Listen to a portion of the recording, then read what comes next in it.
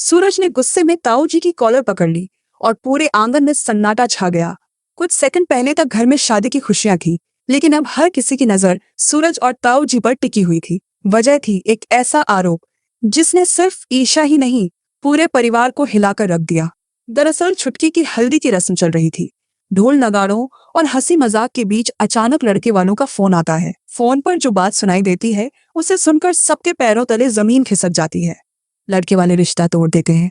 उनका कहना था कि जिस लड़की को किसी दूसरे आदमी के साथ नदी किनारे देखा गया हो, उसे वे अपनी बहू नहीं बना सकते। बस फिर क्या था? बुआ जी का गुस्सा 7वें आसमान पर पहुंच जाता है।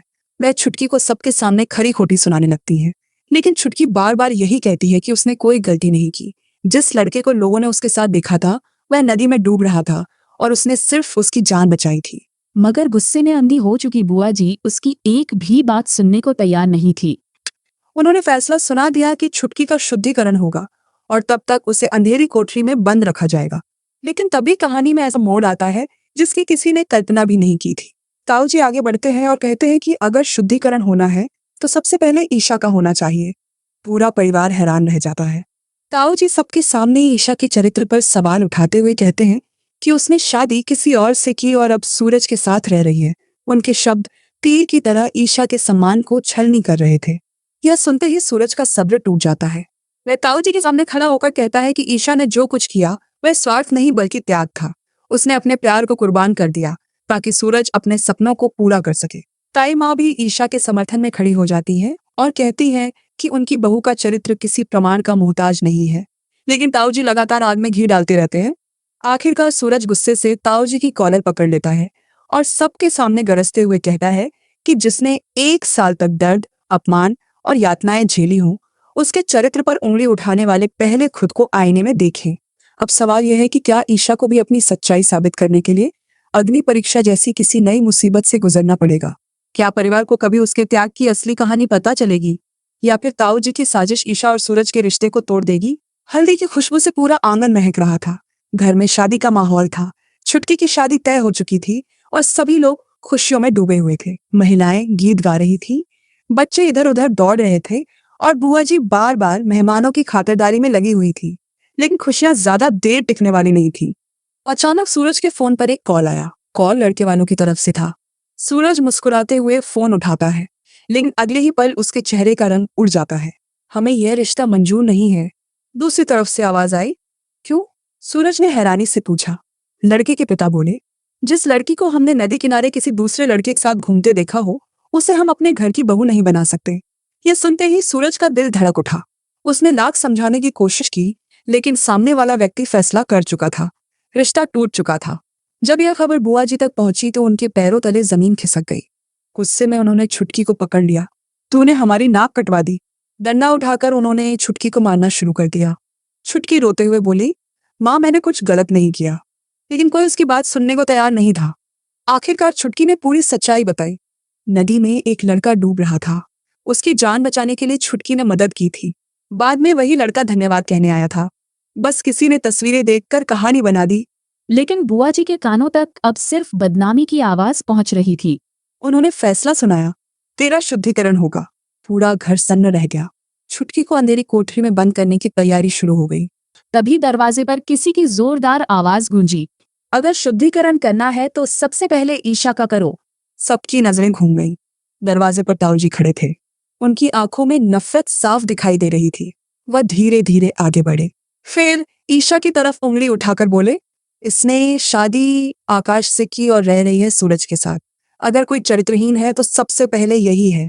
पूरा आंगन स्तब्ध रह गया। ईशा की आंखों में आंसू आ गए। लेकिन असली तूफान अभी बाकी था। ताऊ जी की बात खत्म होते ही पूरे आंगन में सन्नाटा छा गया। ईशा सिर झुकाकर खड़ी थी। उसकी आंखों से लगातार आंसू बह रहे थे, लेकिन उससे ज्यादा दर्द सूरज को हो रहा था। वह जानता था कि ईशा ने उसके लिए कितना कुछ सहा है। उसने अपना प्यार कुर्बान किया, अपने सपने कुर्बान किए, यहाँ तक कि 1 साल तक कैद जैसी जिंदगी झेली, और आज वही औरत चरित्रहीन कहलाई जा रही थी। सूरज का खून खौल उठा। वह तेजी से आगे बढ़ा। एक शब्द और उसकी आवाज गूंज उठी, अगर मेरी पत्नी के खिलाफ एक शब्द और कहा तो मुझसे बुरा कोई नहीं होगा। लेकिन ताऊ जी रुकने वाले नहीं थे। वे हंसने लगे। सच्चाई बदल नहीं जाएगी सूरज। फिर उन्होंने भीड़ की तरफ देखा। जब तक यह तुम्हारे किसी काम की नहीं थी तब तक आकाश की पत्नी बनी रही। जैसे ही तुम IAS बने यह तुम्हारे पास लौट आई। कुछ लोग फुसफुसाने लगे। ईशा का दिल टूट रहा था। तभी ताई माँ खड़ी हो गई। उनकी आवाज पूरे घर में गूंज उठी। बस सभी चुप हो गए। एंड मेरी बहू सती की तरह पवित्र है, ताई माँ बोली। जिस लड़की ने पूरे परिवार के लिए अपना जीवन दांव पर लगा दिया, उसके चरित्र पर सवाल उठाने वालों को शर्म आनी चाहिए। लेकिन ताऊ जी ने फिर आग में घी डाल दिया। अगर इतनी ही पवित्र है तो अग्नि परीक्षा दे दे। यह सुनते ही सूरज का धैर्य टूट गया। उसने ताऊ जी की कॉलर पकड़ ली। पूरा घर हिल गया। पूरे 1 साल तक उस राक्षस की कैद में रही थी ईशा। सूरज चिल्लाया। उसकी हर सांस त्याग थी, हर आंसू तपस्या था। ताऊ जी पहली बार डर गए, लेकिन उनके चेहरे पर अभी भी चालाक मुस्कान थी, क्योंकि वह जानते थे कि गांव में उनकी पकड़ अभी भी मजबूत है और यही उनकी अगली साजिश की शुरुआत थी। कुछ दिनों बाद पूरा परिवार कुलदेवी की पूजा के लिए गांव पहुंचा। 20 साल बाद सूरज अपने पुश्तैनी गांव आया था। गांव में उसके स्वागत की तैयारी थी, लेकिन कुछ चेहरे ऐसे भी थे जो उसकी खुशी नहीं देखना चाहते थे। उनमें सबसे आगे थे ताऊ जी। उन्होंने पहले ही गांव के सरपंच और कुछ प्रभावशाली लोगों के कान भर दिए थे। पूजा शुरू हुई। ढोल बज रहे थे, मंत्र गूंज रहे थे, लेकिन अचानक पंचायत बुला ली गई। गांव वाले चौपाल में इकट्ठा हो गए। सूरज और ईशा को भी बुलाया गया। ईशा को समझ नहीं आया कि आखिर मामला क्या है। तभी सरपंच खड़ा हुआ। उसने कहा, कुलदेवी नाराज है। भीड़ में हलचल मच गई। सरपंच आगे बोला, परिवार पर लगातार संकट आने की वजह यही है। ताऊ जी तुरंत बात संभाली, और इसका कारण है ईशा। भीड़ में फुसफुसाहट बढ़ गई। फिर अचानक फैसला सुनाया गया। ईशा को अग्नि परीक्षा देनी होगी। पूरा परिवार सन्न रह गया। ताई माँ ने विरोध किया, सूरज ने विरोध किया, कई बुजुर्गों ने भी विरोध किया, लेकिन ताऊ जी और सरपंच पहले ही माहौल अपने पक्ष में कर चुके थे। अगले दिन परीक्षा रखी गई। जब ईशा ने अंगारों की लंबी कतार देखी तो उसके पैरों तले जमीन खिसक गई। अंगारे इतने गर्म थे कि दूर खड़े लोगों को भी उनकी तपिश महसूस हो रही थी। ईशा ने आसमान की तरफ देखा। उसकी आंखों में सवाल था, क्या एक औरत को बार बार खुद को साबित करना ही पड़ता है? लेकिन तभी किसी ने उसका हाथ पकड़ लिया। वह सूरज था। उसकी आंखों में दृढ़ विश्वास था, और अगले ही पल उसने ऐसा फैसला लिया जिसकी कल्पना किसी ने नहीं की थी। अंगारों के सामने खड़ी ईशा के कदम कांप रहे थे। गांव वाले सांस रोके खड़े थे। सबको इंतजार था कि वह कब अंगारों पर चलेगी, लेकिन तभी सूरज आगे बढ़ा। उसने ईशा का हाथ थामा और फिर सबके सामने उसे अपनी गोद में उठा लिया। पूरा गांव हैरान रह गया। अगर परीक्षा होगी, सूरज बोला, तो मेरी पत्नी अकेली नहीं देगी। भीड़ में खामोशी छा गई। ईशा घबरा गई। सूरज, ऐसा मत करो, उसने कहा। लेकिन सूरज मुस्कुरा दिया। पति होने का मतलब सिर्फ साथ निभाना नहीं होता। उसने कहा, पत्नी का दर्द भी अपना बनाना पड़ता है। ताई माँ रोने लगी। कई महिलाओं की आंखें नम हो गई, लेकिन ताऊ जी मुस्कुरा रहे थे। उन्हें यकीन था कि सूरज असफल होगा और तभी उनकी जीत होगी। सूरज ने गहरी सांस ली, फिर पहला कदम अंगारों पर रखा। भीड़ की सांसें थम गईं। दूसरा कदम, तीसरा कदम। हर कदम के साथ अंगारों की गर्मी बढ़ती जा रही थी, लेकिन सूरज रुका नहीं। उसकी बाहों में ईशा थी। उसकी आंखों में प्यार था और दिल में विश्वास। आखिरकार वह दूसरी तरफ पहुंच गया। पूरा गांव स्तब्ध रह गया। कुछ पल तक किसी को समझ नहीं आया कि क्या हुआ। फिर अचानक तालियां गूंज उठी। महिलाएं रोने लगी। बुजुर्ग खड़े होकर सम्मान देने लगे। ईशा की आंखों से आंसू बह रहे थे। उसे महसूस हो रहा था कि दुनिया चाहे कुछ भी कहे, उसका पति हमेशा उसके साथ खड़ा रहेगा। लेकिन दूर खड़े ताऊ जी के चेहरे पर नफरत और बढ़ चुकी थी। उन्होंने मन ही मन कसम खा ली, अब अगला वार और भी खतरनाक होगा। अग्नि परीक्षा में हार के बाद ताऊ जी अंदर ही अंदर जल रहे थे। उनकी हर चाल नाकाम हो रही थी। ईशा का सम्मान बढ़ रहा था और सूरज गांव वालों का हीरो बन चुका था। ये बात उन्हें बिल्कुल पसंद नहीं थी। एक रात वह चुपचाप गांव के बाहर पहुंचे। वहां कुछ बदमाश उनका इंतजार कर रहे थे। ताऊ जी ने जेब से पैसों की गड्डी निकाली। काम साफ होना चाहिए, उन्होंने कहा। सूरज बचना नहीं चाहिए। गुंडों ने हामी भर दी। उधर सूरज को इस साजिश की भनक तक नहीं थी। वह ईशा के साथ गांव में घूम रहा था। दोनों पहली बार बिना किसी डर के कुछ शांत पल बिताना चाहते थे, लेकिन किस्मत को कुछ और मंजूर था। अगले दिन शाम को सूरज अकेला मंदिर से लौट रहा था। रास्ता सुनसान था। अचानक 4 आदमी उसके सामने आ खड़े हुए। उनके हाथों में डंडे और लोहे की रॉड थी। सूरज समझ गया, यह कोई सामान्य झगड़ा नहीं था। पहला वार हुआ, सूरज बच गया। दूसरा वार हुआ, उसने हमलावर को धक्का दे दिया। लेकिन 4 लोगों से अकेले लड़ना आसान नहीं था। कुछ ही देर में उसके माथे से खून बहने लगा। उसी समय ईशा वहां पहुंच गई। उसने चीख मार दी, सूरज। उसकी आवाज सुनकर गांव वाले दौड़ पड़े। गुंडे भाग निकले, लेकिन जाते जाते एक बड़ी गलती कर गए। उनमें से एक की जेब से ताऊ जी का दिया हुआ रुमाल गिर गया। रुमाल पर ताऊ जी के नाम का निशान था। सूरज ने उसे उठाया। उसकी आंखों में आग जल उठी। अब उसे समझ आ चुका था दुश्मन कौन है, लेकिन उसे नहीं पता था कि यह सिर्फ शुरुआत थी, क्योंकि ताऊ जी की अगली चाल सिर्फ सूरज को नहीं, बल्कि सूरज और ईशा के रिश्ते को तोड़ने वाली थी। अग्नि परीक्षा और जानलेवा हमले के बाद गांव में माहौल ऊपर से शांत दिखाई दे रहा था, लेकिन अंदर ही अंदर एक नया तूफान जन्म ले चुका था। सूरज के हाथ में वह रुमाल था जो हमलावरों की जेब से गिरा था। उस रुमाल पर बना निशान साफ बता रहा था कि हमले का संबंध ताऊ जी से है, लेकिन सूरज बिना सबूत के कोई कदम नहीं उठाना चाहता था। उसे पता था कि अगर उसने जल्दबाजी की तो ताऊ जी खुद को निर्दोष साबित कर देंगे। इसी बीच पूरे गांव में एक नई चर्चा शुरू हो गई। कुलदेवी के मंदिर में कई वर्षों बाद एक भव्य महायज्ञ होने वाला था। गांव के लोग इसे शुभ संकेत मान रहे थे। हर घर में तैयारियां शुरू हो चुकी थी। ताई माँ भी बहुत खुश थी। उन्हें विश्वास था कि इस महायज्ञ के बाद परिवार के सारे संकट दूर हो जाएंगे। लेकिन ताऊ जी की सोच कुछ और थी। उन्होंने समझ लिया था कि सीधे हमला करके सूरज और ईशा को हराना आसान नहीं है।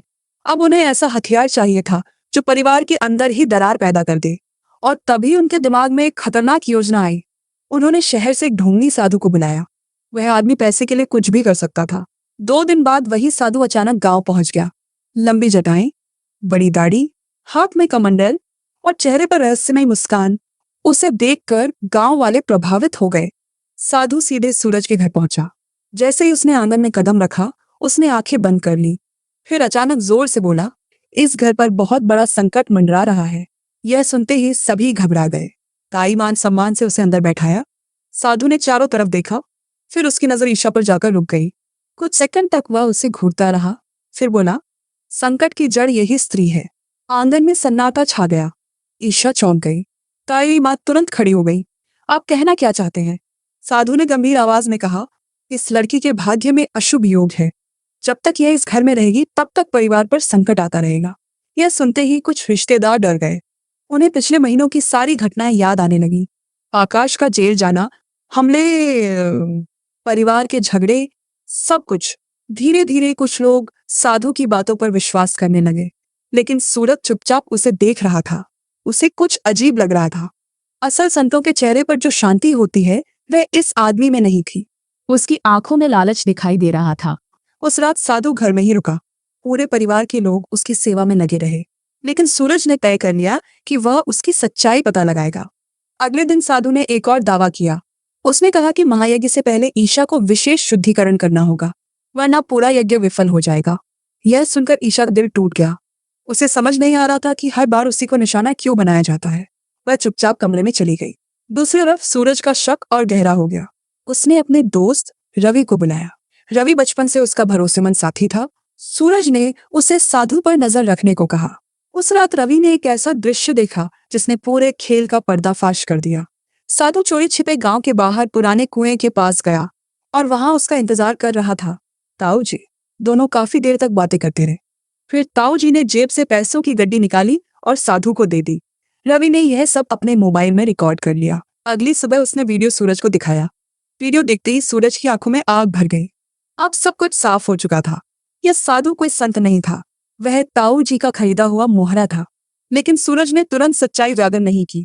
उसने फैसला किया कि वह सही समय का इंतजार करेगा, क्योंकि महायज्ञ के दिन पूरे गांव के सामने ऐसा पर्दाफाश होगा जिसे लोग वर्षों तक याद रखेंगे। उधर ताऊ जी अपनी जीत का जश्न मनाने लगे। उन्हें लग रहा था कि उनकी योजना सफल हो रही है। उन्हें क्या पता था कि उनका सबसे बड़ा राज अब सूरज के हाथ लग चुका है और महायज्ञ का दिन उनके जीवन का सबसे बुरा दिन बनने वाला है। महायज्ञ का दिन आखिरकार आ गया। सुबह से ही पूरे गांव में उत्सव जैसा माहौल था। मंदिर को फूलों से सजाया गया था। ढोल नगाड़ों की आवाज दूर दूर तक सुनाई दे रही थी। गांव के हर घर से लोग कुलदेवी के मंदिर की ओर जा रहे थे। सूरज और ईशा भी परिवार के साथ पहुंचे, लेकिन आज ईशा के चेहरे पर मुस्कान नहीं थी। साधु की बातें उसके मन में लगातार घूम रही थी। उससे लग रहा था कि कहीं उसकी वजह से परिवार को सचमुच कोई परेशानी न हो जाए। सूरज ने उसका हाथ थामा। सच हमेशा जीतता है, उसने धीरे से कहा। ईशा ने उसकी तरफ देखा। सूरज की आंखों में विश्वास देखकर उसे थोड़ी हिम्मत मिली। महायज्ञ शुरू हुआ। मंत्रों की गूंज पूरे वातावरण में फैल गई। सैकड़ों लोग वहां मौजूद थे। ताऊ जी सबसे आगे बैठे थे। उनके चेहरे पर आत्मविश्वास था। उन्हें लग रहा था कि आज ईशा एक बार फिर पूरे गांव के सामने अपमानित होगी। कुछ देर बाद वही नकली साधु खड़ा हुआ। उसने ऊंची आवाज में घोषणा की, यज्ञ शुरू करने से पहले एक बड़ी बाधा दूर करनी होगी। लोग उत्सुकता से उसकी तरफ देखने लगे। साधु ने ईशा की तरफ इशारा किया। इस स्त्री की वजह से कुलदेव नाराज हैं। भीड़ में फुसफुसाहट शुरू हो गई। साधु ने आगे कहा, अगर इसका विशिष्ट शुद्धिकरण नहीं हुआ तो यह यज्ञ सफल नहीं होगा। कुछ लोग डर गए, कुछ लोग असहमत थे, लेकिन माहौल तनावपूर्ण हो गया। तभी ताऊ जी खड़े हुए। महात्मा जी बिल्कुल सही कह रहे हैं, उन्होंने कहा। परिवार की भलाई के लिए जो जरूरी हो वह करना चाहिए। ईशा की आंखों में आंसू भर आए। उसे लगा कि फिर से वही अपमान दोहराया जाएगा। लेकिन तभी सूरज धीरे धीरे खड़ा हुआ। उसकी आवाज शांत थी, लेकिन उसके शब्द बिजली की तरह गूंजे। महात्मा जी पहले एक सवाल का जवाब दीजिए। साधु मुस्कुराया। पूछो बेटा। सूरज ने मोबाइल निकाला। क्या आप इस आदमी को पहचानते हैं? मोबाइल स्क्रीन पर ताऊ जी की तस्वीर थी। साधु एक पल के लिए घबरा गया, लेकिन खुद को संभालते हुए बोला, नहीं। सूरज मुस्कुराया। पक्का? साधु ने सिर हिला दिया। तभी सूरज ने वीडियो चला दिया। अगले ही पल पूरा मंदिर स्तब्ध रह गया। वीडियो में साफ दिखाई दे रहा था, ताऊ जी रात के अंधेरे में उसी साधु को पैसों की गड्डी दे रहे थे। दोनों मिलकर योजना बना रहे थे। कुछ सेकंड के लिए ऐसा लगा जैसे समय रुक गया हो। फिर पूरे मंदिर में हंगामा मच गया। धोखेबाज, झूठा साधु, शर्म करो। चारों तरफ से आवाजें आने लगी। साधु के चेहरे का रंग उड़ गया। ताऊ जी के पैरों तले जमीन खिसक गई। ताई माँ गुस्से से कांपने लगी। कितना नीचे गिर जाओगे, मैंने कभी नहीं सोचा था, उन्होंने कहा। सरपंच भी हैरान था। उसे पहली बार समझ आया कि वह भी ताऊ जी की चालों का हिस्सा बन गया था। लेकिन असली झटका अभी बाकी था। तभी मंदिर के असली मुख्य पुजारी आगे आए। उन्होंने सबको शांत कराया। फिर ईशा की तरफ देखते हुए बोले, जिस लड़की पर तुम लोग शक कर रहे हो उसी ने इस परिवार को टूटने से बचाया है। भीड़ चुप हो गई। पुजारी ने एक पुराना रहस्य उजागर किया। उन्होंने बताया कि कई साल पहले जब सूरज की पढ़ाई छूटने वाली थी, तब ईशा ने गुप्त रूप से उसकी मदद की थी। उसने अपने सपने छोड़ दिए थे ताकि सूरज अपने लक्ष्य तक पहुंच सके। इतना ही नहीं, आकाश के खिलाफ लड़ाई में भी ईशा ने अपनी जान जोखिम में डाली थी। पूरे गांव के लोग हैरान रह गए। उन्हें पहली बार एहसास हुआ कि जिस लड़की को वे दोषी समझ रहे थे वही इस परिवार की सबसे बड़ी ताकत थी। गांव की महिलाएं रोने लगी। ताई माँ ने ईशा को गले लगा लिया। सूरज की आंखें भी नम हो गईं। लेकिन ताऊ जी के लिए अब कोई रास्ता नहीं बचा था। उनकी हर साजिश सबके सामने आ चुकी थी। लोग उनसे जवाब मांगने लगे। ताऊ जी कुछ कहना चाहते थे, लेकिन शब्द उनका साथ नहीं दे रहे थे। आज पहली बार पूरे गांव के सामने उनकी असलियत उजागर हो चुकी थी, और यहीं से उनकी हार की शुरुआत हो गई। लेकिन कहानी अभी खत्म नहीं हुई थी, क्योंकि अपमान और हार से तिलमिलाए ताऊ जी अब आखिरी और सबसे खतरनाक दांव खेलने वाले थे। क्या होगा जब दुश्मन सीधे हमला करने के बजाय पति पत्नी के विश्वास पर वार करे? क्या सूरज और ईशा का रिश्ता इस नई परीक्षा को झेल पाएगा? महायज्ञ में हुए खुलासे के बाद पूरा गांव ईशा के सम्मान में खड़ा हो गया था। ताऊ जी की साजिश नाकाम हो चुकी थी।